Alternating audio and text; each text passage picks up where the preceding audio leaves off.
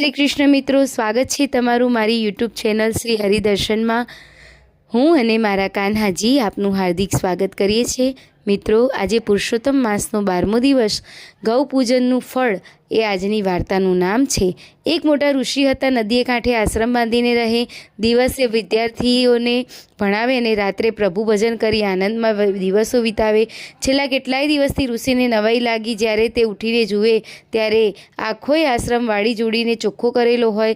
ઋષિ વિચાર કરે કે મારા આશ્રમને હંમેશા કોણ વાળી જતું હશે।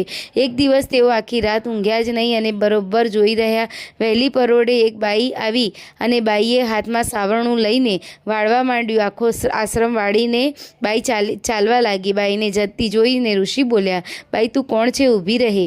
બાઈ ઊભી રહી એટલે ઋષિએ પૂછ્યું, બહેન તું કોણ છે? શા માટે વહેલી ઉઠીને મારો આશ્રમ સાફ કરી જાય છે?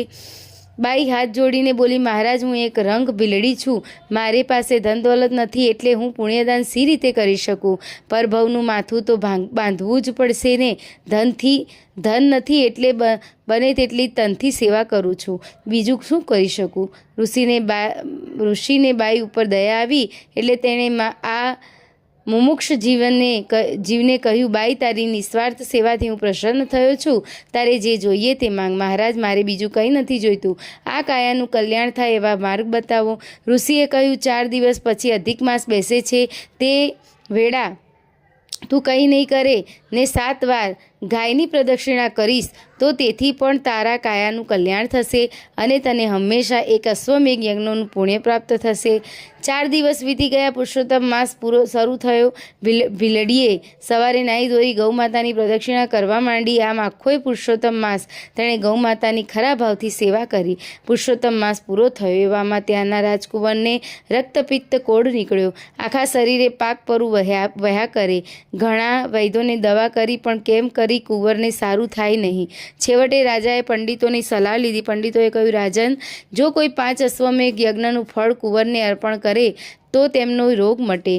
એવો કોણ માણસ હોય કે જેણે 5 અશ્વમેઘ યજ્ઞ કર્યો હોય? થાકીને રાજાએ આખા નગરને દાંડી પીટાવી। ભીલડીએ આ વાત સાંભળી અને રાજસભામાં ગઈ। 2 હાથ જોડીને બોલી, મહારાજ મેં 30 અશ્વમેઘ યજ્ઞો કર્યા છે।